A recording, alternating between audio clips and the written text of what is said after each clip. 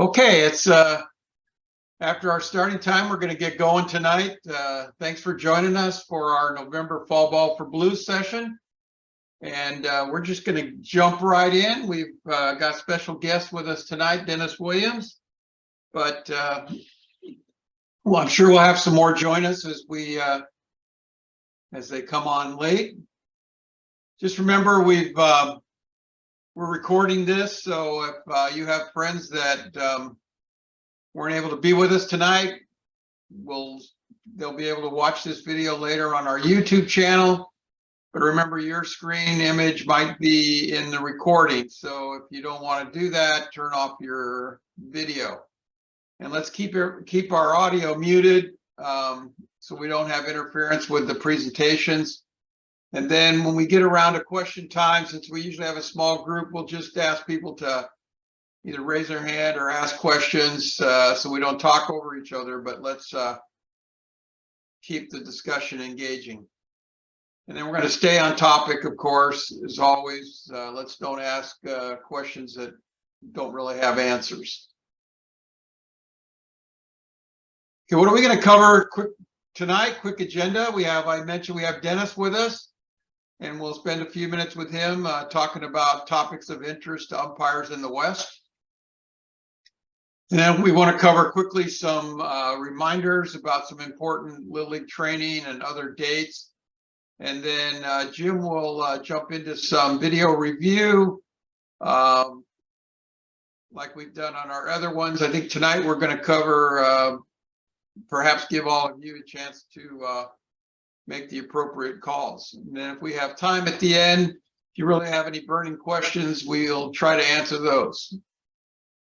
Okay, and remember, if you have a question or you're confused about where we're going, use the chat function, send your questions to Jim or myself, and we'll try to monitor those and get them answered for you.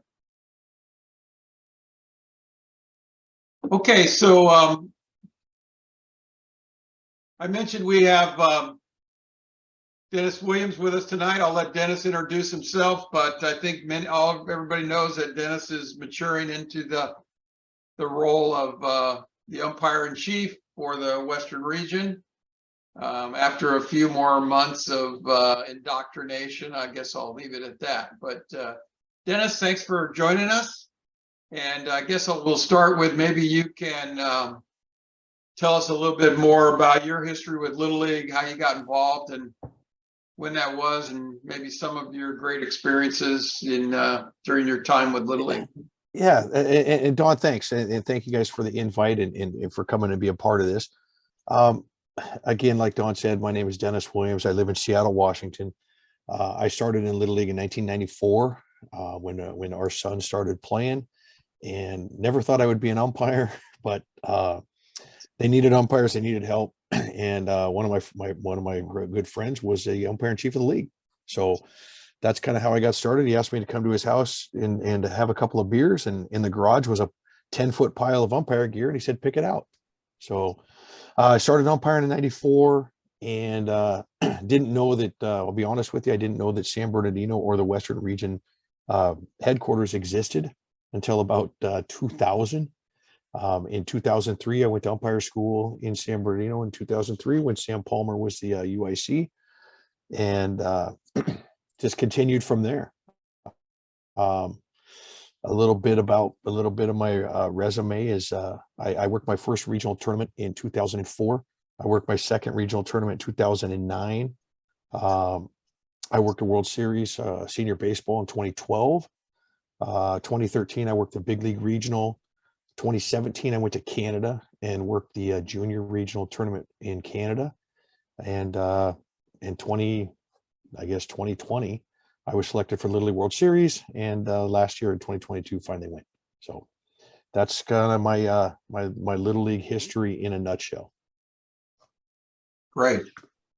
So, hey, Dennis, tell us a little bit about how you and Mark are transitioning the roles, and how long you guys been putting a transition plan together, and maybe some of the things you're trying to accomplish over the next 9-10 months. Yeah, so Mark, we had the conversation about, I don't know, maybe five years ago, probably we had the original conversation when we started the succession plan, started uh, the and it was just kind of there, and it wasn't really, we didn't bring it out. It was just, this is the plan in place. It'll happen when it's time. And when it first came out, when Mark and I first had the discussion, like I told people at the week long this year, was he told me, no problem, it's going to be 10 years or so before I leave. That was like 5 years ago now. So he's kind of sped up that plan a little bit, but it really has. It's been about 5 years that we've been kind of going through this process, and um, I've been doing a lot.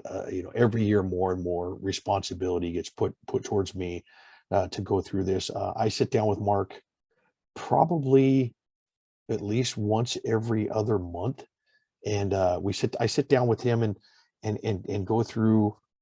Right now, I'm going through with him month to month, every month, what is it that needs to happen from the umpire in chief of the region position. Whether you email something out, whether it's um, what is it that is there something to do every single month. So every month I want to know where we're at. So the end of last summer, we kind of started that process. So so it's going to be so it'll be a smooth transition. Just so that everybody's aware, yes, Mark is going to step down. I'm going to take over the role as umpire in chief. Mark will be behind the scenes, potentially, depending on his time constraints, as more of a consulting role. So for the next, I would say 1 to 2 years, that's his plan. So he'll be there if I need him. Those sort of things. We all know Doug Parrott is the assistant UIC currently. Doug's going to stay on for probably probably at least 2 to 3 more years. So that'll be a constant there. Then he's been there for quite some time. So that's kind of where we're at with the transition. Great. So one of the questions that I've got is, so historically, for many years, we've had the UIC role has come out of California, and now it's going to Washington, and Doug as the assistant. And you have a plan in terms of broad representation across the region, kind of on your core team? Yeah, we'll continue to have a core team. Everybody wants to say, I mean, it wasn't too awful long ago. I mean, it was prior to 2006 is when Bill Carter took over, and he was in California. Prior to that was Sam Palmer, who was in Arizona. So, when Bill took over, that's kind of brought it back to California, and then Mark, of course. Well, Mark, of course, lives closest to the complex. So, Mark's an hour and a half, 90-minute drive away. I'm a 2-hour and 15-minute flight if I need to get there. So, and yeah, there'll be a core team that's just kind of now, we have a core team of instructors on the core that pretty much do the majority of what we need, right? So, and that core will continue to stay pretty much predominantly of California people, because that's where they are currently. And I have no plan to get rid of anybody that's on the core currently. Get rid of is pretty strong, but for lack of a better word, they're going to stay. I have no plans to change anything at this point. So the other thing that we've heard and that Mark has talked about for the last several years is the Little League Umpire Advisory Committee and the role that integration with Williamsport and with the other regions, how that advisory committee does that. Would you give us your impressions of how that is and where you see that going? So the advisory committee is exactly what you said, right? It's basically every region has 2 or 3 people that are on that advisory committee, and they meet once every 6 months, basically, or whenever they bring it up. But they meet and they talk about certain things. They don't.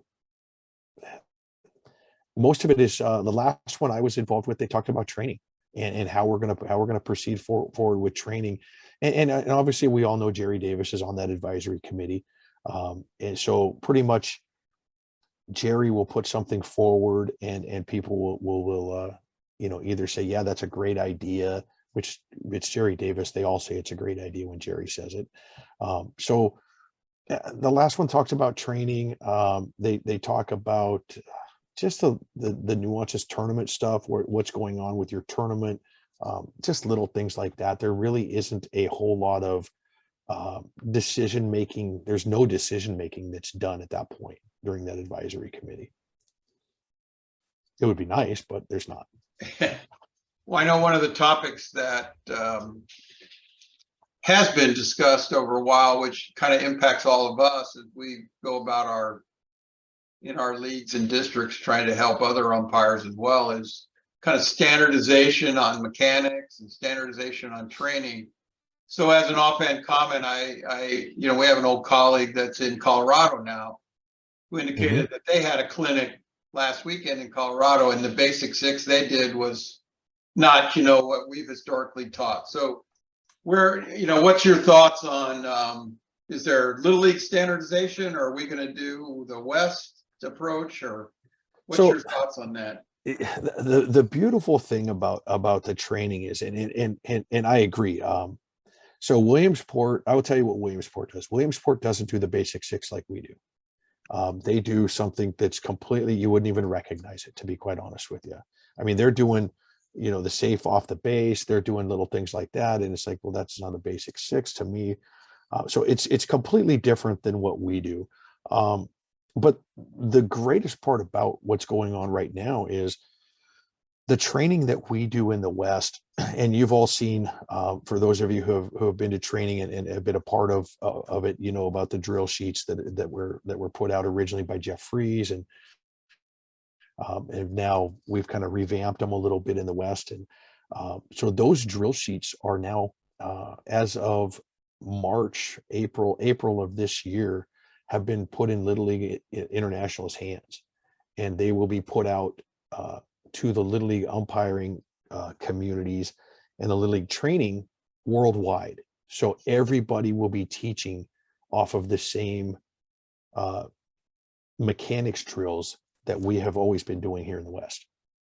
So as far as the basic six, that's going to be a battle that we're going to have to, I don't know if we're going to win that one, but at least the mechanics training material. And I say, like, the angle distance, the pivot, the first to thirds, that kind of stuff that we do in our trainings, every clinic, all of that stuff has gone now to Little League International. And so we provide that to them, and they disseminate that out to every region worldwide for training. So that's a good thing. Okay. Hey, I want to remind folks, if you have questions for Dennis, pop them up in the chat and we'll monitor those. But so Dennis, one of the other areas of concern, with most of our leagues is difficulty in identifying new Little League umpires, right? Outside of the youth umpire ranks, right? So enticing adults to become Little League umpires. What are your thoughts about that, and maybe what's going on in your area, right? So we're all here in Northern California. Right. I think it's the same everywhere, Don. It's a struggle, to be quite honest with you. I mean, if we were to put on, if one of the districts in Washington was to probably put on the same thing that you're doing here, they would probably get half the viewers right now. It's a struggle to get them. I mean, our district tournaments in the district that I live in, our district tournaments, so we're struggling. We're getting through a district tournament with 6 umpires, and everybody's working two games every day, to get through it. And I think, and we've spent some time talking about this as a group in the past, and over the last year or year and a half. And a lot of the people that I've talked to that I know that used to umpire, once the pandemic hit and there was no baseball for a year to a year and a half, they found other things to do. And you know what? They're still doing those other things. They didn't come back. They said, you know what? I've got other things I'm just going to continue doing on this stuff. And I think that's a lot of it. And I know up here, and I'm sure you have the same problem. Certain areas in Seattle, and we get out to the east side where Microsoft and Google and all these places are. And You get in these affluent areas, and the parents just would rather pay more money for their kid to play than they would volunteer their time. And so it is a trouble. It's a struggle for everybody. How do we get out of it? We just keep plowing forward, I guess. Try to get younger, and hopefully that these junior umpire programs that are coming up are getting, are helping us get younger, because I know in my area none of us are getting any younger, and it's pretty soon it's going to have nobody left. Kate, you have a question? Hi, everybody. Hi, Dennis. I just had a quick comment about the prior topic about training. So the last couple weeks I've attended the Central Region. Stu Hartenstein has had a session, and it's been great. And I want, for anybody that doesn't know, I was excited to hear that they were, especially with angle distance, they were talking about, here's the old way that the way we've always done it, the 90-degree, and here's another way to do it. And they weren't like dismissing one or the other, but they were introducing it, which I thought was, was promising. Yeah, and so there was no judgment or no label about if that was the Western Region way or something like that. So I thought that was good. Well, I think the advantage you have there is you have Stu, and Stu's phenomenal, and he gets it, and he understands it. And to be honest with you, we have in the West, we have a good relationship started with Stu. And I would tell you, we've started to foster some of those relationships, not only with Stu, but with some people in the East as well, in the Eastern region. So that's going to help us as we move forward, and we're not going to fight these other regions, and we just can't. It doesn't work. So I agree with you. There was one thing that was different that what they were presenting on plate mechanics, just as a FYI, but they were talking about aligning their eyes, binocular vision, to the inside corner of the plate instead of the outside corner of the plate. And I don't know if that's evolving or not. So right or wrong, I raised that question to Stu. So for what? Right. It's a great point. And if you listen to Jerry, I mean, and you've heard him talk, when Jerry Davis talks, it's like he aligns his to the inside corner, to the inside part of it when he was working. But it's a little different for him when every pitch is that close. It's pretty easy. It's a little easier for him to, but yeah, I mean, it's a little nuance to it. So that's a good point. Maybe it's something that we pick up down the road, or it's an option. I mean, we feel it's better to have both eyes looking through the plate than it is down the side, but maybe there's some give to that. I don't know. Yeah, that's the first I've heard. I just want to be consistent with what I'm supposed to be and the way I'm supposed to instruct. So, yeah. And then the last very quick point is one thing that I'm interested in, and we're talking about recruitment. I used to have a huge juniors program, and I really am trying to figure out how to make a teenage program work for a big picture for everybody, for Little League. And I haven't made a lot of progress on that, but if you're looking for somebody to put some effort into recruitment, I would like to volunteer to do something. Okay, perfect. Thank you. Yep. Thank you. All right. He's got your name, Kate. He's good. Thanks for that. So another question out there somewhere? Yeah, can I ask one thing? Dennis, there's a number of us on this meeting here who do a lot of softball. And softball has been something that really hasn't been addressed very much in the region. You go to a mechanics clinic and it's sort of the assumption everything's baseball, and baseball and softball is the same anyway. The year of the pandemic, 2020, there was going to be a weekend softball clinic. And unfortunately, I think a week or two before it got canceled. Is there any plans of bringing that back? So that's a great question. And you bring that up, and it was asked over the at the academy, somebody asked about that.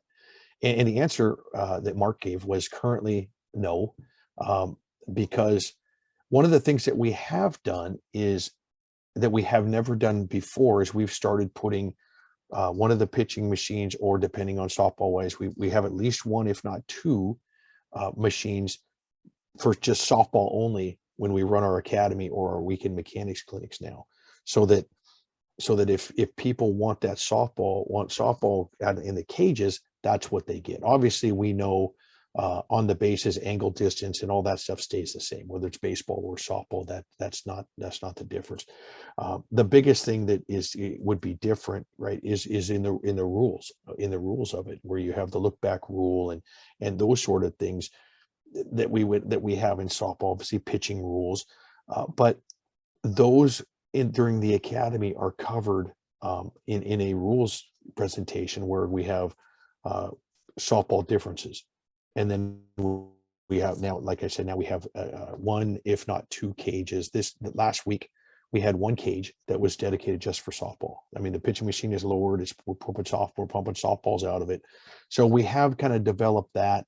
The reason why right now there's no plan at this point in time. I'm not going to say that it won't happen, but at this point in time, there's no plan to bring that back based on what would we do, for example, what would we do for a weekend of differences between baseball and softball? Is there enough to fill a full weekend and make it valuable for people to spend their money to come down to the complex and do so?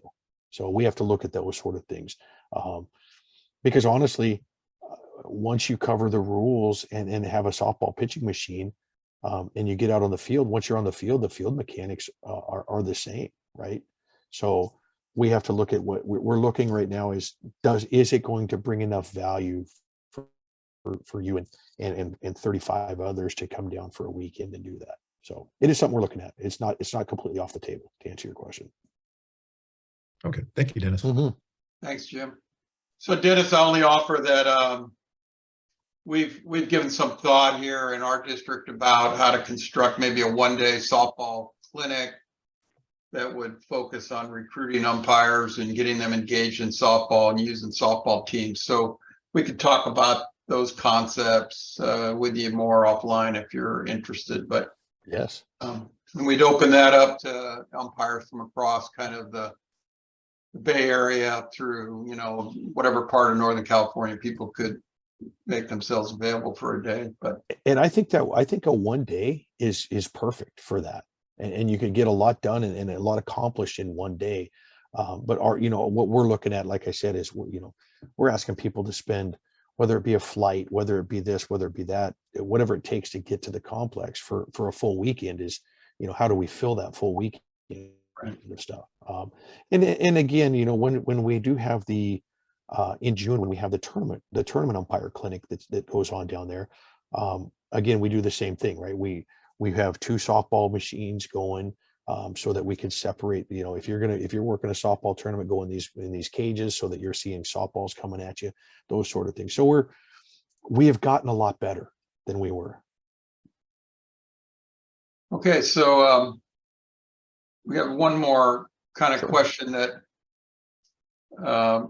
always comes up. So we're coming up on November 18th, Friday, which is the deadline to now in the process of self-nominating. Yes. But tell us a little bit about what you and Mark and Doug and others are going to do after you get this list of hundreds of combinations of names and tournaments. What's really the process by which umpires are selected for regional and World Series? So what can you tell us? Yeah. So what I can tell you is this. I can tell you what I do know. And the process is, obviously you self-submit, and it basically goes into when you do that, it goes into your DA's kind of inbox that they have in the data center. And then your DA goes in and takes a look at that, takes a look at all those nominations, and they check a box that says, yes, I agree. Yes, I approve this nomination, or no, I don't. Now, I will tell you, it doesn't matter whether they approve it or not, it still gets pushed through. And then they're allowed, and then they put their comments on it, maybe it's, yeah, I'd really, Dawn's been a great volunteer. Dawn's put in for the World Series now for 15 years. It's, I'm really looking forward to Dawn getting it, blah, blah, blah. Whatever comments they want, they put on there. And then that goes, and then Tom Rawlings gets all of that stuff. Excuse me. And then Tom Rawlings, the director of umpire development, he compiles all those into a spreadsheet and sends them out to each region. And it's up to the region then how they're going to determine the selections. Again, here we are this year where we have a new regional director. We don't know at this point, well, I don't know at this point, how much involvement she's going to have in selections. I can tell you in the past, they really didn't have the involvement that the regional directors had in the past was, Mark, send me your nominations for approval. And if they would, they would look through them, and I can tell you that they've said, well, they have the right to veto or add in somebody, remove somebody, add in somebody that they want. Obviously, they're the regional director. But in the past, it's always been a 2 or 3 person committee that gets together. Obviously, Mark is in charge, and they go through every single selection. They go through every single nomination or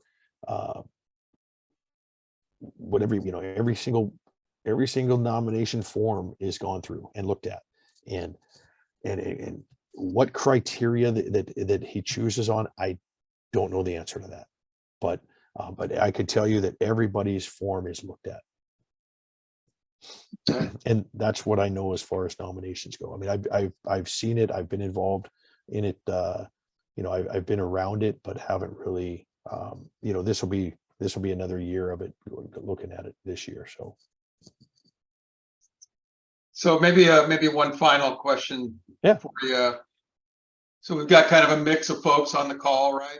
Some have been umpires for a long time, and some are relatively new. What can you tell a Little League umpire in 2022, looking to the 2023 season? What would you tell us to do and to look forward to? I would say, hopefully everything continues to, the pandemic wise continues to get better and better. But for me, it's keep working, get yourself, the more you can get yourself in front of people that make the decisions, obviously the better, it goes without saying, the better off you are. But, just keep working hard, and you have, in your area, Dawn, alone, you have, yourself and Jeff is a great resource to go to. Jeff knows exactly what it takes to get there, and to achieve whatever goal it is that your umpires may have. If they have a goal of working a regional tournament, Jeff's a great guy to turn to for that. Well, how do you get there? You're another one. How do you get there? Kate's been there. How do they get there? What do I need to do? What are they looking for? Those sort of things. Obviously everybody can't go to every training class, and thank you for not coming to every single training class, because it leaves a spot open for somebody else. But the more training you can get, and quality training is key. I would say the other thing is and Mark has always said this, Bill has said it, but I truly believe that the program, as a program, we want to see Little League umpires that also do high school and maybe some college baseball. We don't want to see a college and high school umpires that do a little bit of Little League baseball or softball. So, if it comes down to a I have this and I have this, but I have one umpire that spends more time on a high school and college diamond than they do on a Little League diamond, and I have one umpire that spends more time on the Little League diamond, the scales are going to tip in the program's favor. That's just how it's going to work. I mean, I understand that, if they're both, fairly equal. So. Okay. We have any other questions for Dennis from out there in the group tonight? Nothing out there, Jim? I can see. No. Okay. Hey, Dennis, I really want to thank you for joining us tonight. Thanks for your candid comments. Good luck going forward. Thank you. Thank you. Kind of a hard, got a long legacy of UICs that are like legendary. Well, if I said that I wasn't nervous, I'd be lying. But I would tell you, if I said I wasn't excited for what the future is going to hold, what the future holds for umpiring and training and those sort of things, I'd be lying as well, because I am excited about the future. I'm excited about moving forward and taking it another step. I really think that Bill, for those of us who have been around it long enough and kind of went to the trainings when Sam Palmer was there, or even before Sam, when Mike Wright was there, and seen when Bill took over, there was a big difference in training. I'm not saying in what we trained, because I'll be honest with you, it's 20 years now since I went to umpire school, and we're still teaching the same mechanics by and large that we taught 20 years ago.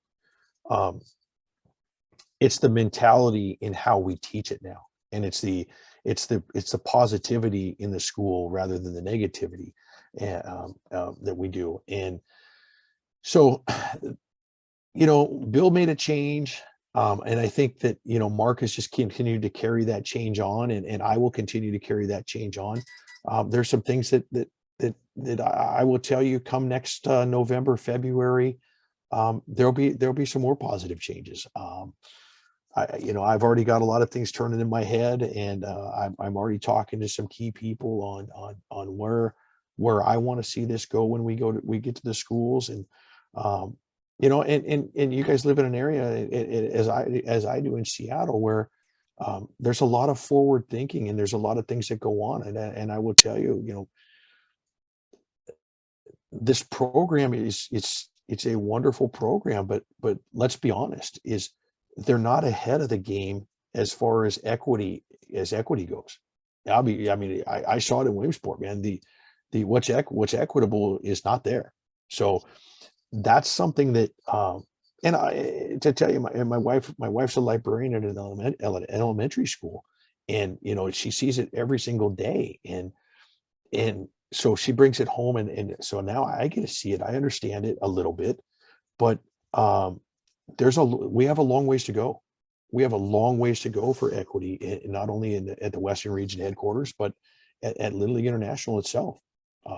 So those are some of the things and that I would like to see us moving forward and be the leader in, instead of hearing comments like, well, Little League International hasn't made that decision yet. Well, why do we have to wait for them? Why can't we lead that process in what we're doing? And that's where I'd like to see. And I'll do what I can to help that process move forward. But we've got to do a better job of being equitable in our program. Good. Kate? Just something to build on that really quickly is this is going to be sort of controversial a little bit, but women want to play baseball too. Girls want to play baseball too. And I'm a part of an organization that's kind of a groundswell thing called Baseball for All, where there's a lot of girls that are playing baseball. And I know Little League allows baseball, that kind of stuff. And maybe that would pull away from softball, blah, blah, blah. But included in the sort of inclusiveness, I just want to kind of raise the hand that there are girls who want to play baseball. 100%. Let's take it a step farther than that. And that is, it's not even the players on the field, but it's how the complexes are set up. They're not set up for equity, and they're just not. And I mean, you've been there as an instructor, and or as an umpire that comes, right? You've been there for both, and we have to do a better job. in today's world, in today's where we're at today, I just think we can do a much better job than what we're doing. Thank you for acknowledging that. I thank my wife. She's the one who puts it on me. So now I start to get it. I really do. So. And I'm not saying that because I want to be a pain in the ass. I'm just saying that because it's there. So Yeah. And we can't ignore it any longer. So that's what I have. So I appreciate it. Dawn, thank you very much for the invite. If you don't mind, I'll hang out for a little bit, and then I'll probably just jump off. So that'd be great. So Dennis, we appreciate it, and you're always welcome to come here to the Bay Area, whether our District 4 or one of the other surrounding districts. I'll offer you a couple opportunities. April 23rd, the largest one-day Challenger Jamboree in the Western Region. I clarify that by saying one day. Right. We hold that in our district on April 23rd, and then we're also the host of the Western Region Softball Urban Initiative, and the date's not yet set. So Jim is coordinating umpires for that, and we're always happy to get somebody to come and umpire Urban Initiative softball if they're interested. So feel free to come in. And I would tell you, and I know you guys have put into host an outreach clinic, hopefully in 2023. But one of my goals at some point is to also get around to all of the other regional tournaments, obviously not in the same year, but if somebody's hosting a juniors regional tournament, maybe get out there for a few days and watch. The senior tournament, go out there for a few days and watch and just get out there. So not just only go to San Bernardino and forget everybody else. I'll be honest with you. One of my things is I want to be the regional UIC. So not the California UIC. I want to be the regional UIC, which means reaching out to the Utahs and the Montanas and the Wyomings and those places that we haven't reached out to as an umpire program before to say, hey, how can we help you? Montana, we did a little bit, but what about Wyoming, and what about Utah? And we've started now to reach out into Nevada. So, hopefully we're going to continue that. All right, great. Okay, we're going to switch topics now. Thanks, Dennis. And thank you.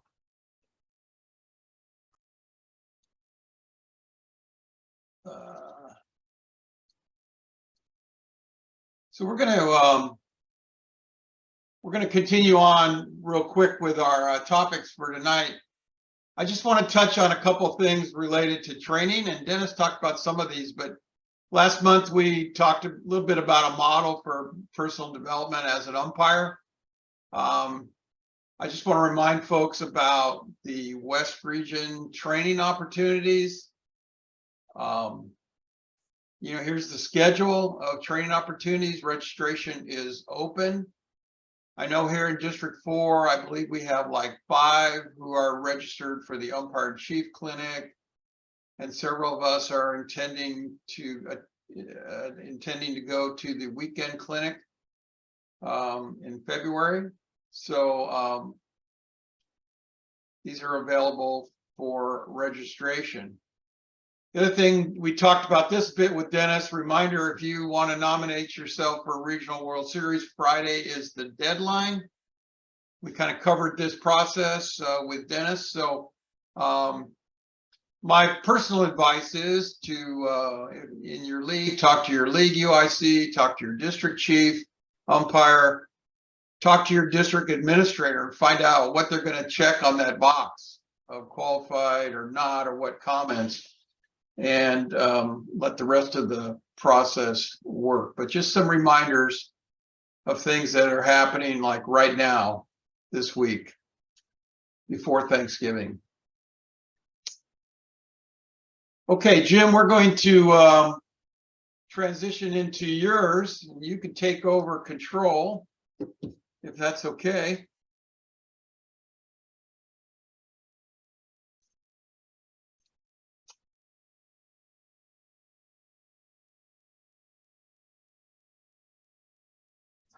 Hey, Jim, you're muted.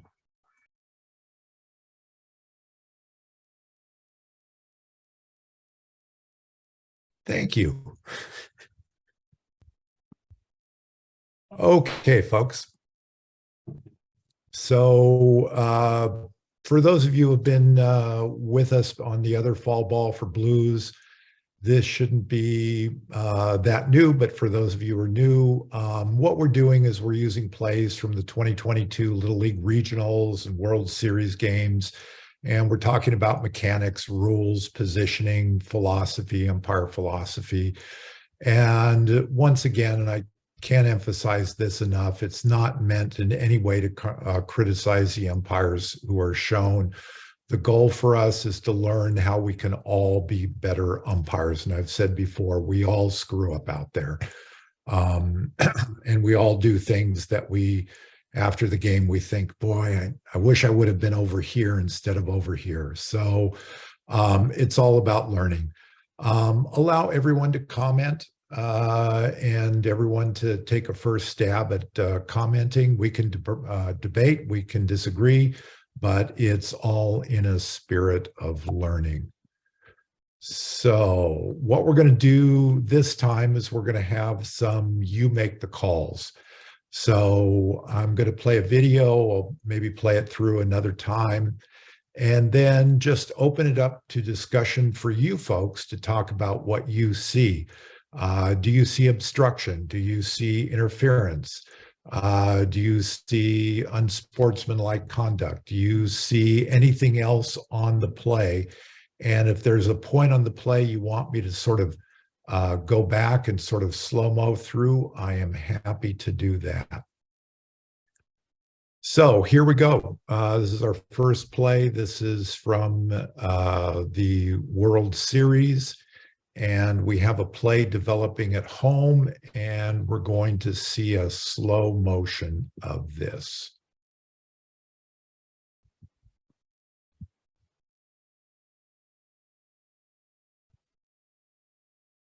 If it plays, come on. There we go.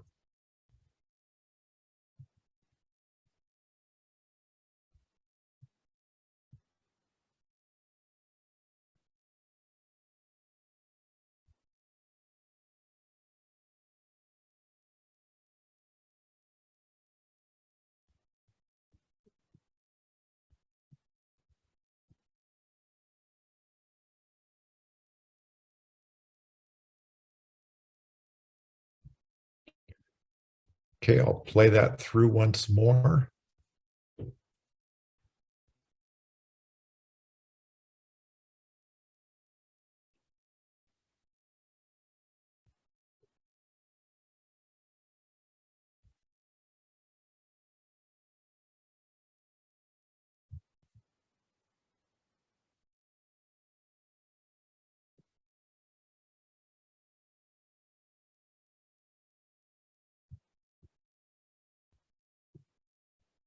Okay, comments. What do you guys have?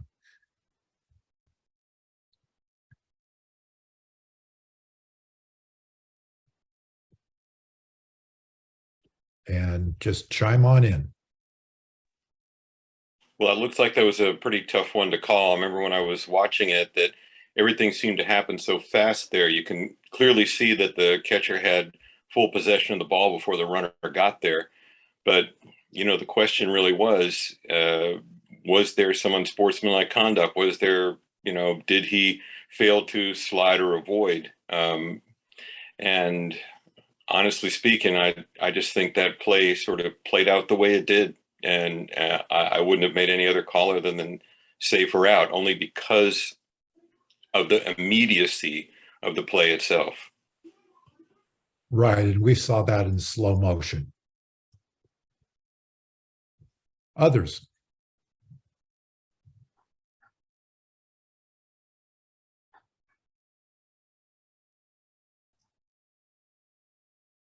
No right or wrong, just chime on in. Come on, you guys. Well, there's nothing malicious about it. Yeah, I It's just kind saw This kid's trying to stick his foot, kind of. It doesn't look like he's lowering his shoulder or knocking a ball out. And strictly the rule is must slide or avoid a tag. He does neither. So if it's letter of the law, yeah. he was out either way. So if he would have been safe and not slid and caused the collision, then there might be, a place to say that it was unnecessary contact because he didn't try to slide, but he was clearly out anyway. So I don't think any additional call would need to be made. I mean, it's easy and slow motion, right? Because the kid is like 15 feet away from home plate. He does not know whether the catcher has the ball yet. He's looking down at the plate, right? He doesn't know. So he's still just running full speed towards the plate. And then now maybe he goes, oh, oops. Yeah, He's and then out, we have out right there. So, and then we have a catcher who's moving into him Yeah. right, appropriately, can. right. And he's not blocking the plate. So He wasn't. He was in the proper position. Yeah, so Took the this is throw. where he gets possession of the ball. Right. And he's not in the base path. He reaches in, makes a tag. That's like a second and a half that the runner would have to see that on the sliding part. So that the old timers that taught me some of the vernacular would have just called that a train wreck. Well, it would have been a train wreck, I would see, if he had he kept possession of the ball, right? The catcher. He did keep possession of the ball. He was called out. Yeah, and if he'd lost the ball, then it would have been a real train wreck. Well, yeah, I didn't say it was a complete. It wasn't. I mean, there were no fatalities. Come on now. Yeah, because if he'd lost the ball, then there's all kinds of things that everybody's going to question it. Yeah. True. I think the catcher did everything he's supposed to. He received the ball. He did not obstruct before he received the ball. Right. And There's he had the right to block the plate, and he did. And if anyone was at fault, it was the runner. I don't think this was malicious, but it could have been less of a collision if he had slid. Mhm. Yeah, but I think the catcher was well coached to do exactly what he could do, and he did do. Mhm. What And if the he had thro- lost the ball? What if he had? Yeah, I mean, Now, honest question for the group. What if he had lost the ball? Lost the ball or not caught the ball? There's a difference. If it had been- I would say lost it after the collision. Yeah, Okay, that's so what I'm talking about. If he had lost So it right here, the there. ball pops out. Yeah. Yeah. well, he didn't It's- touch home plate. So Or if you look, Right. Yeah. right that's here, right. the ball pops out. Yeah. Well, either way, if he doesn't voluntarily, remove the ball, it's the ball popped out, right? Right. So I then you have to go back to the question of whether you thought he was required to slide there, and it's Correct. so Yeah. tough because it's so close when the place is going to happen that it's kind of hard to fault the kid. But technically, he's supposed to avoid the collision. So So what is I know there's no official answer, but from the more senior umpires, Jim, Don, I don't know who else is still on the line, Dennis, what would you have called that if you were umpiring this? Hey, Mo, let's stop for a minute. Not sorry about the senior comment. No. What I'd like to hear is what would you all have called if the ball came loose? If he would have knocked the ball loose, I would have called him out for not sliding. Me too. Okay, what if the ball comes out right here on the tag, really before there is much of a collision? Would it make a And now difference? you're like making our life difficult. Well, would there be a That- difference if it came out here versus after a collision, he gets knocked over and now the ball comes out? It would be too fast for you to see the difference, I believe. Yeah, I think it would be hard to see that too. It might be a little different if he had mishandled the ball, right? If he initially had it, but it was falling out of his glove as he turned. 'Cause you see that sometimes. So let me ask you guys this question. Do you umpire this any differently based on the level of play and where you are, where this umpire is? Not positioning, but what field he's umpiring on. Do you umpire this play any differently than you would at your local league on a Saturday afternoon than you would at Lombardy Stadium or not. Volunteer Stadium in Williamsport, Pennsylvania? Should absolutely not No, not at all. be the same no matter where you're umpiring. I think we've all had something similar like this happen probably every weekend of every season. Okay. Can we But- give huge props to the positioning for this plate umpire in terms of being able to see everything that was going on in that play? The step and lean, just being able to see the tag in the right position. Cross step there. Move out of the way of the runner. Falling at him. Eyes are still on the On the ball. On the is, ball. on the Yeah. glove. Yeah, he's getting out of the way. Don't get your knee messed up by this kid rolling into you. So what was the call on this play? The call was out, and the catcher held on to the ball. Okay. So when you're looking at this, the catcher is not standing solid, already still waiting to make a tag, right? He's still catching, and he's stepping towards the line, Right. right? So when you look at that, you can't really call malicious contact, right? He's Right. not there waiting, and like somebody said earlier, there's such little time before that happens. You know, the ball's there, the runner's like 10 feet from the plate. So even if the catcher does drop the ball, gets dislodged, I still have nothing until the runner touches a plate or the catcher retrieves the ball and tags them out. Yeah, So- the play finishes it with him never having touched the plate. Right. But he tagged him out and he never lost the ball. So Right, we got right. him out. I mean, I had him out on the we- tag, but Yeah, we got an out, yeah. But if he did lose the ball, if he drops it at the tag, I still have nothing until, like I said, the runner touches a plate or the catcher retrieves the ball and tags him. yeah. So Candido brings up a good point in the rule, right? Remember, the rule says when a fielder in possession of the ball and waiting To make the tag. the tag, the runner must slide, well, Jim, what's the exact wording? Go around. Well, slide or attempt to avoid. Right. So the question is, was the catcher really waiting to make the tag, or was he in the process of moving towards making the tag at the time of, do you have this in real time, Jim? So we can. No, I don't. I would have to. Yeah. You do it in Yeah. double speed. Even in There- slow there we motion, go. that is not a guy waiting to make a tag. No, It's a correct. guy catching a ball and swinging it into a moving runner. Yeah, I mean, it has to be. Disagree, but, It's a great tag. He did a great Yeah. job, but it's still not waiting to make a tag. So what if so the catcher drops the ball's on the ground, the kid comes back and tags home. Does anything change there? Is he now safe? Or is there anything, with running to the catcher?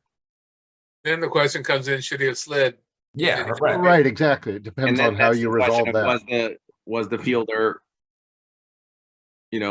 waiting to make the tag? And back to I think it was Dennis, you're the one that brought up the question earlier. Would the call change depending on what field you're playing on them, whether it's regular season or, to me, and I know that when I went to the clinic last year, I got a slam for this, but same call should be made no matter what, no matter when, but it might change at a lower level. If this was a minors, a 8-9-year-old kids playing versus, majors 50, 70, whatever, the call might change a little bit as far as the sliding, because they're not as, used to sliding, or maybe that's the time you do call it, so they understand the rules and that they have to slide. But that then becomes a dilemma. So are you saying at the lower level where they have less experience, you'd call malicious contact? No, well, I would. That's always a tougher one for me because I try to keep in mind the age of the kids and their, how much baseball they've been playing. They're not used to sliding yet. I don't know if I'd call it malicious. I'd probably ease up on just the opposite, and not call it malicious contact, because those kids have less training and practice time and on sliding. I don't know if I'm making any sense. If an 8-year-old catcher in a local league on a weekend regular season game makes a catch like that and gets that tag in. Yeah, no, I get that part. I'm just talking more about the sliding, the runner piece, the malicious, and because at 8-year-olds, there's no malicious intent there. They're not trying to bowl somebody over. They just don't know how to slide. 70. There's 20 parents yelling at you about the exactly. Kid. Yeah. Unless the kid puts his shoulder down and extends his forearms, and this kid clearly in this video right here, this kid clearly did not do that. He was just running straight up and down. Right. The catcher moved into his path to make the tag. Right. Yeah. So back to Dennis's comment. I mean, that I'd make the same call at any level, at any field. Okay, let's go to Jim. Can I make one more comment on that last video? Sorry. Don't mean to move on, but it does bring up one other point. We were saying if the catcher dropped the ball, we all noticed that the guy never touched the plate. And you're always taught, don't make a call until there's a call to be made. Right. So that would bring up a point. If that kid doesn't realize he never touched the plate and the catcher dropped the ball, and that kid just stands up and runs back to his dugout, he's giving himself up. The call would then be out, correct? No. The catcher has to make an appeal play at that point if he absolutely steps out. I've left that step out. I apologize. Yes. Right. So somebody would have to appeal. Well, you would make no call. You would not have said safe or out at that point. You'd just be standing there. And correct, as an umpire, you don't make any call because there's no call to be made. Until, in your judgment, the runner abandons any effort to return to touch the base. Right. He enters the dugout, he's out. Or he moves towards the dugout. Doesn't have to enter the dugout. Right. That we don't expect the catcher to then have to chase after him. Okay, Jim, let's move on. Great video. Yeah, and just very quickly for all of us, just let's think a little bit about language, because we're going to have to explain calls out on the field, and sometimes we have managers who really do know the rules. So one of the things is the rule does say slide or attempt to avoid, and so we have to figure out for ourselves, well, how much did that runner attempt to avoid? And we can call a runner out for not sliding or attempt to avoid, and it's just simply an out. Also, the Little League rule book does not use the word malicious at any point. Little League rule book emphasizes sportsmanship and unsportsmanlike conduct. So we can use that term unsportsmanlike. So this is actually a variation of that same play, a little bit different, and see if we come up with anything different at this. Again, it's going to be a play at home. Bases are loaded, no outs.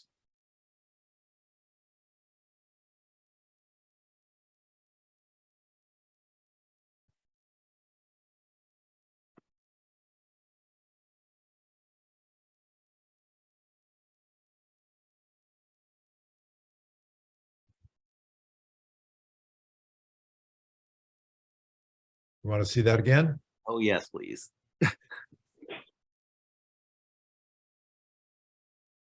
Bases loaded, no outs.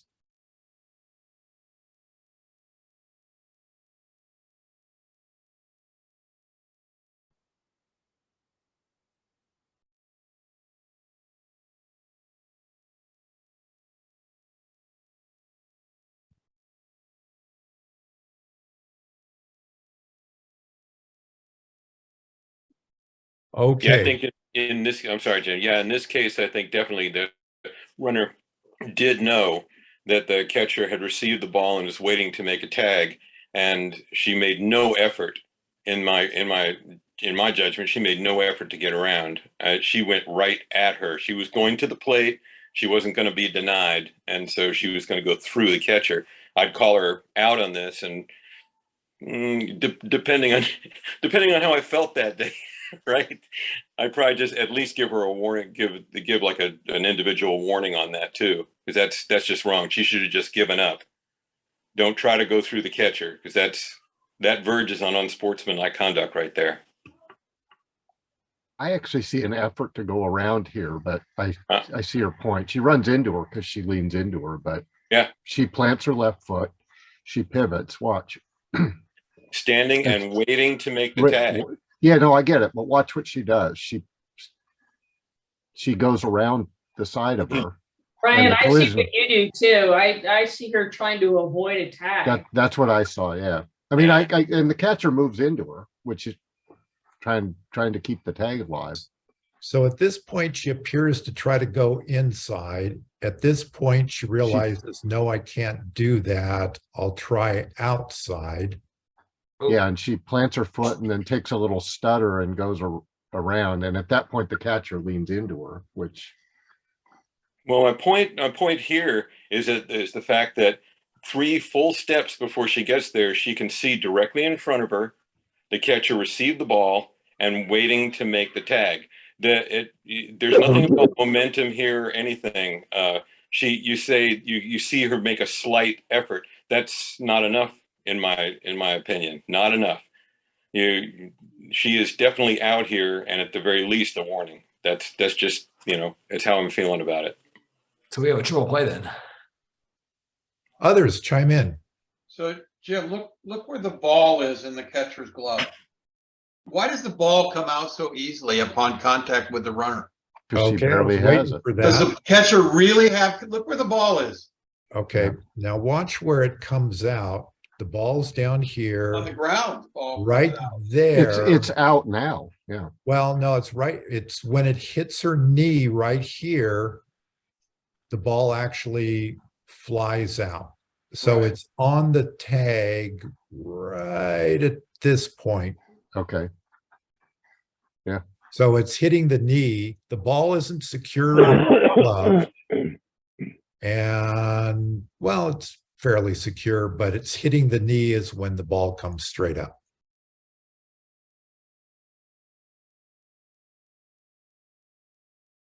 Other thoughts? I think the catcher is totally blocking the plate right from the get-go. I mean, before she even has the ball, she's blocking the plate right now. There's nowhere for that runner to go. So at this point, she has the ball. Does the runner have, though, would the runner have started a slide process this far out? No. Not if she wanted to finish at the plate. Right there is where she'd start sliding. And the catcher's totally blocking the plate. She'd take the catcher out worse if she slid into the catcher. I agree with that. She almost deked the catcher into missing the tag. Exactly. Yeah, I think remember she's safe. The rule says the runner does not slide or attempt to get around a fielder. I think she attempted to get around and try to reach over at the same time. So this one's a really sticky one. That right there would have been my call. She made an attempt to go around. The call. Go ahead. Sorry, Jim. Go ahead. No, I was just going to say the fact that the left hand goes through on the other side of the body of where the foot went isn't enough for me. I think that she still, yes, there's a right foot plant here around, but her body is already making contact. And with the motion of the left arm going through the catcher, it is not in my book an attempt to go around. That's so as the umpire moves left. I mean, and there's only you have to go to the plate. There's only so much that you can avoid and still be able to touch the plate. Okay, let me give you a quick hypothetical then. So what if we've got somebody who hits the ball into the gap, and the outfielder throws it to second base, and that second base is standing there in possession of the ball, same thing, standing there between the base and the runner, waiting to make the tag, and they plow through them to get to in the same situation, plow through them to get to the bag. Well, plow through is different. That's, to me, malicious contact. But plow through avoiding it or trying to avoid is a different matter. The point rule doesn't.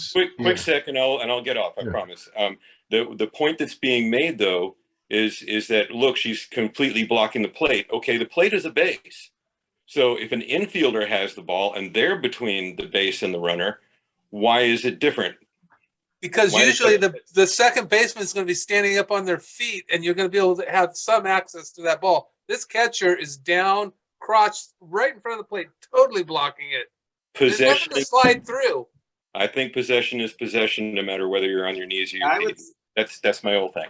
I would say there's definitely possession and blocking off the plate after having possession. At least that's what I see.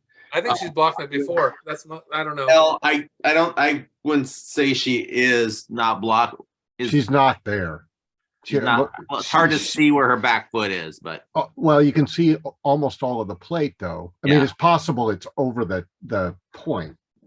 And she's clearly, yeah, I didn't see that either. I would say, as a catcher, I wouldn't be holding my glove that far out. Put your other hand on there and hold it. Doing that. Well, listen, these are judgment calls. Yeah. That's why we've seen it 40 times now. That umpire has to make that call real time. What did he call?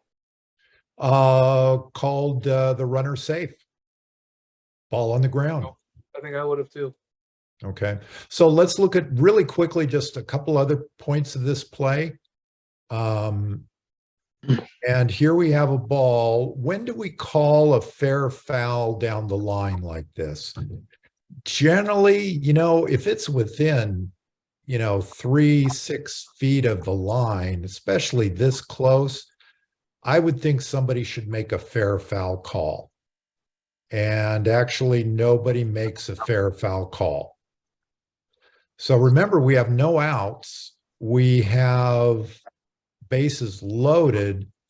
So does she actually touch the base there? Because if she did, that's the first out. It's very because this runner at second is forced.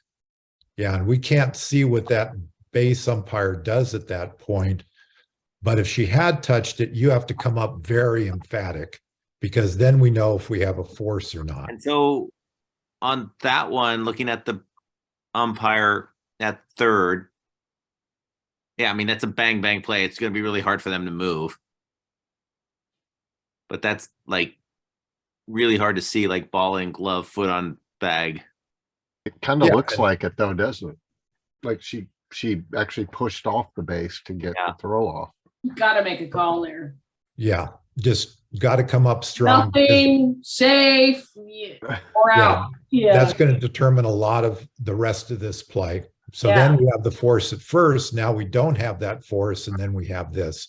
The only other thing I would like to say is, and some of us have talked about this before, for whatever reason, a lot of softball umpires come up the first base line. Is that the best position here for this call? At the very least, positioning here might have been better and may have been able to tell more about where that runner was trying to avoid or whether going through. Okay, let's go on to. Hey, Jim, real quick on this. So maybe I missed this. Are the bases loaded at the beginning of this? Yeah, bases are loaded. So why isn't there an out as soon as the girl, that right there, she's touching the plate?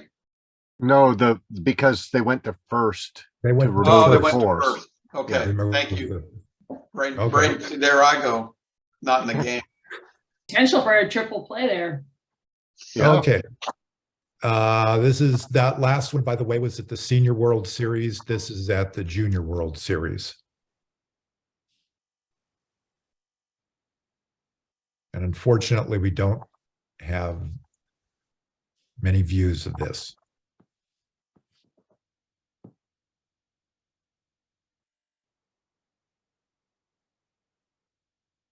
Are they saying it's hard to see? It's choppy. Did it hit the runner or? No, did not hit the runner. Interference. Oh, okay, that's the question and goal. Did the runner interfere with the? So that then becomes the question, do we have interference on R1?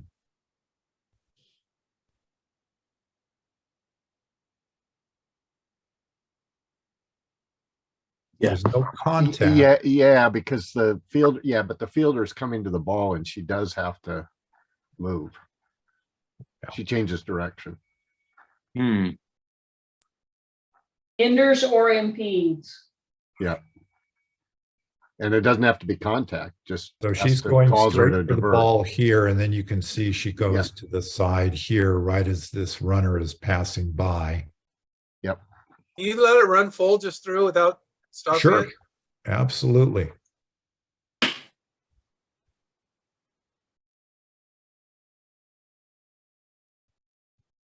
It's still choppy. And yeah, I don't think we can really figure it out on this video, but sometimes that type of ball has a big spin on it. So it might be like she's coming to the ball, but it spins, right? It does. Right there, it spun. Yeah, that's another thing, why is that coach signaling safe? Because they all do. I was gonna say, if that's a problem, we've got a problem. Yeah. Like I at my local league level, sure. This is what, World Series? Yes. They want to win. Right. Like, coach, no, stop.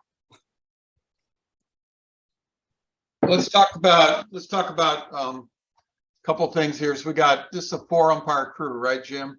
Yes, I it believe is. it's a junior World Series. So you can see that U2 is in B in this play, right? Yeah. And he's looking right at the play. And he makes no signals at all. So what can we infer from that is either he didn't know what happened or he didn't decide to make a call. I mean, what can we do on those, right? We can make a, hey, that's nothing, perhaps, to signal we didn't see anything, but it's in front of the fielder. So maybe the plate umpire has responsibility for that, right? And then we have U1 who's gone into foul territory, apparently feeling some sort of pressure and not making any calls until the play's over. So again, pregame discussion on who's going to have balls in front of the fielder in the infield. Who has responsibility for those, right? But should he be U2 making the call before the play's actually played out? Let's say there's interference. Who it's has responsibility to rule the interference call? Yeah, if at this point right here, U2 believes there's interference, it's immediate time. Right. Come up strong. But if you give it 1 or 2 more, I mean, split second, he's out of the picture. So he might have done that right. This is so hard to tell. I mean, and we're talking split seconds here. If you let it go 1 more split second, he's out of the picture. So we don't know what he's calling. Well, I can tell you that nobody called anybody out on this play. The defensive manager came out and the crew came together. And at that point, they called R1 out for interference. So then the question becomes, well, if it was interference and one of these umpires saw it, why did nobody call it in real time?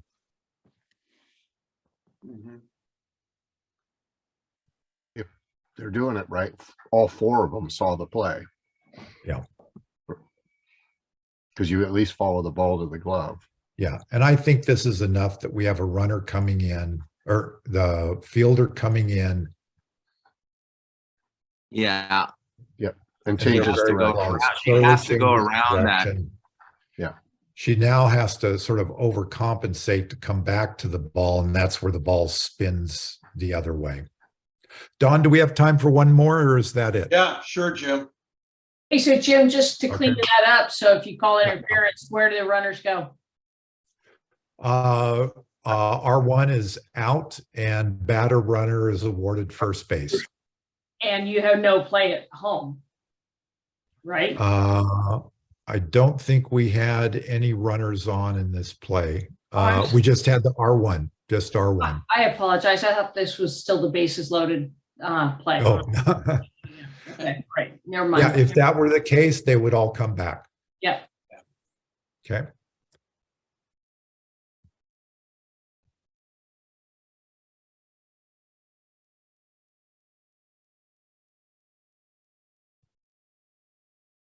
We had something happen. Boy.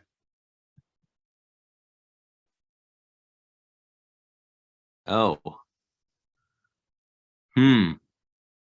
Was she chasing an overthrow or just turned into her? It was, the Okay. ball was thrown so- right at the batter. I mean, at the runner. So First of all, yeah, the runner's in fair territory, not in the runner's lane. So we have a bunt, Yeah.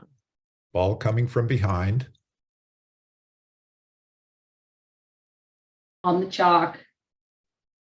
At this hits her. point, when it gets there, she maybe is on the chalk Yeah. with her foot. Yeah, it looks like she's crossing over to go to the orange bag. And it's a terrible throw. Definitely and not in the What- runner's lane. It's an amazing That throw is not fieldable either. Yeah, aren't we talking about quality throw here? I think that word comes in, and I'm not seeing quality. No, yeah. It looks like a Agree with hit. that. Yeah, if anything, you can call obstruction there. Why would you Right. call obstruction, and what kind of obstruction, Candido? That would be type A. Okay, because it's it's a right- play right. before first base. Yep. Um, So if the runner never teaches the bag and they get the ball back and they tag her out, then you say, oh, you got obstruction, you stay at first base. Right. And type A obstruction is immediate. Immediate, yeah. Dead ball. So, the question then becomes, does she have a chance to get this ball? No, it's well past her. So Not a chance, yeah. she has to disappear. And unfortunately, she just can't disappear. Yeah, she's about twice her size. I mean, she holds up, but it's not enough. Yeah. She was too late with it. would the runner get awarded second base? No. No, Well, no. if it's obstruction, type A obstruction before first base, the batter runner is awarded first base. I already got that. Yeah. Reminds me of my dad trying to teach. No, what if you call obstruction and the ball goes out of play? Which, First play in the infield. yeah. You- If it you goes got out of play obstruct- here. you- Ball you- goes you out got- of play. First play in the infield. Where does the batter runner end up? Never Second. reach first. So you got obstruction, you kill it, you award him first base, and then you award him second for the ball out of play. Isn't the play dead as soon as the obstruction happens? Yeah, it's an If you- immediate if dead you- ball. If you call it, yeah. So you're It the doesn't matter what umpire. doesn't matter what happens to it after that. Right, exactly, because the ball's already dead. What's You're the calling. what's the equitable thing to do when the Amen. defense Oh, we fails can't do to make equity. proper play? Amen. Award second Equitable. base, The equitable thing is to call it by the rules, which is award second base. Well, not if it's an immediate. I don't think dead so. ball. It's If an immediate dead ball. She So gets wherever forced. it goes is irrelevant. The ball's dead as soon as you call it. Right. So I'd like to I add, think everybody's right. I think, the rule book doesn't really cover this, but it feels to me like she should get second, but the rule book does not support that. Because we have to understand that every now and then there's actually a manager that knows the rules. And if the defensive manager knows the rule and you've already awarded her second, that's grounds for a protest and probably be upheld. Yeah, agreed. Even though it feels right, it's not the book. Okay. Just know that there's another kind of play that that would be, say this were a fly ball. First baseman is camped underneath it. Say we have runners at first and second, 1 out, infield fly situation. The fielder F1, F3 is camped out, ready to catch the ball. This runner collides with her before the ball touches the ground. Was it infield fly or not? If we have interference, we call immediate time. However, in that case, you also then wait to see if the ball hits fair or foul to figure out if it was an infield foul or not. So there are situations where, despite time being called, you then wait to see if something happens on the field. I'd just like to say one more thing, and we can get you folks out of here, is the notion of a quality throw in a runner's lane violation. So if you read the Little League rule book, there is nothing in the rule book that says quality throw. If, however, you go to the RIM, the rule instruction manual, which is available on the Little League website, it uses quality throw in this situation, I think, 4 or 5 times. There is a disagreement within Little League, and I think between whoever, I don't know these things, about whether there should be that term quality throw or not. I know that recently the way it has been instructed at West Region this year, they were not using that term quality throw in their definition of runner's lane violation. Okay, Don, hand Jim, it. so let's just a couple of things. Go back. Can you just show that video, that last sure. video? You already get rid of it. No, I did not. So let's just show where the girls are colliding. Remember, is this it? Do you see right? it? Just stop right there. So remember, Jim says there's no use of quality throw in the Little League rule book. I think it's important that quality is a subjective term, right? What we all might be able to agree upon is that the throw, if it's a throw to the fielder at first base from behind the runner, imaginary box like this, that the throw was sufficient that that fielder at first base could have made a play, could have received the ball and made a play on the runner at first base. So, you might say, oh, that's the definition of a quality throw. Okay, if in your mind that's the definition, great. But remember, the defense has to make the play. Like here, they don't make the play. But if it was thrown maybe 10 feet closer to first, that first baseman may have been able to make the play. The other is, some people commented that, oh, the runner's running inside the baseline, not in the runner's lane. It's very important to remember that the obligation of the runner is on this field side, to be in the runner's lane for the entire distance of the runner's lane. In this field, the entire 30 feet. It's not okay to say, oh, well, they weren't hit at the last minute because they veered into the runner's lane. They are allowed to veer out of the runner's lane to touch first base, but in this case, we have a double base. So they're obligated to run in the runner's lane through first base. So remember that as we're ruling on interference, because we may have a situation where the throw is impacted because the runner is not in the runner's lane throughout the entire 30-foot distance. So we can talk more about these as we get into rules clinics in the spring. It's an important teaching point around runner's lane and runner interference with plays coming from behind the runner. So, Jim, those were great. I really appreciate those videos tonight. I appreciate your guys, everybody's discussion. I want to remind people that it's also important to remember, some of you said, oh, hey, it's split second. You know, every play is immediate. Every play is immediate. Every play requires our immediate judgment to make the call. And it doesn't mean we have to make the call immediately, but we have to judge what happened in the context of the timing of as the play actually happens in real time. So we slowed those down to slow motion.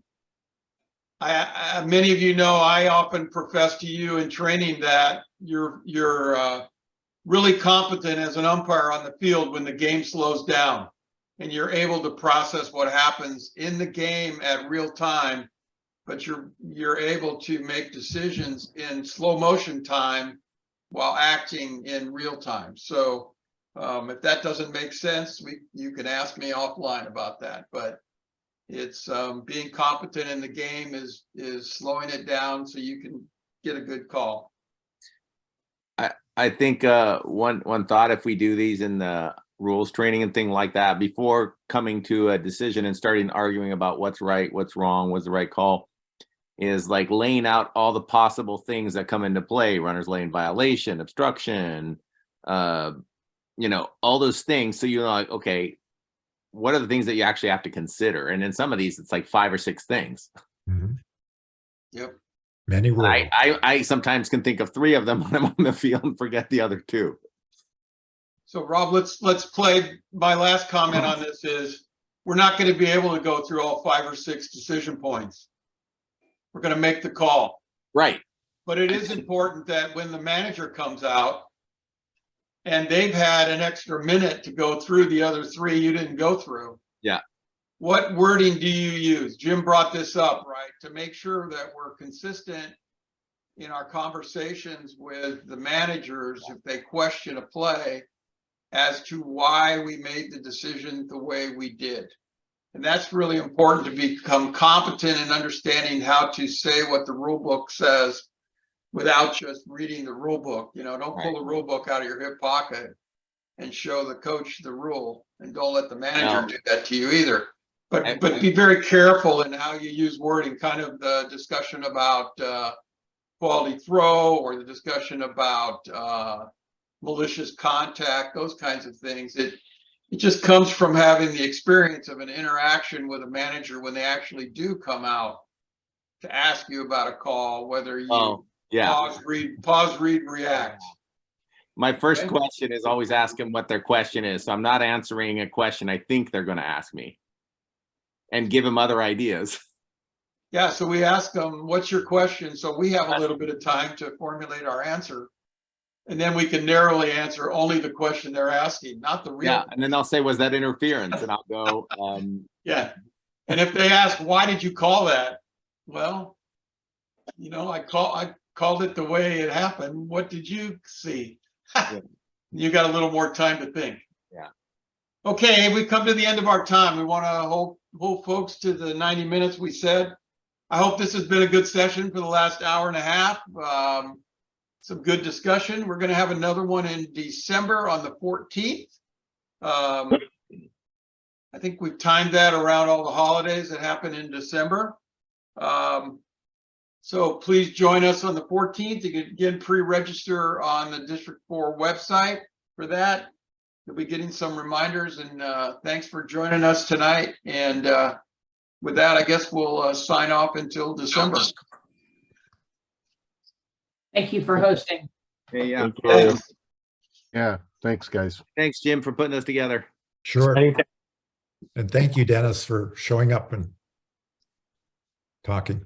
Oh, thank you guys for the invite. I Awesome. appreciate it. It was interesting. Thank you, Dennis. Thanks, Dennis. Yeah, thanks, guys. It was a great session. Happy Thanksgiving. Happy Thanksgiving.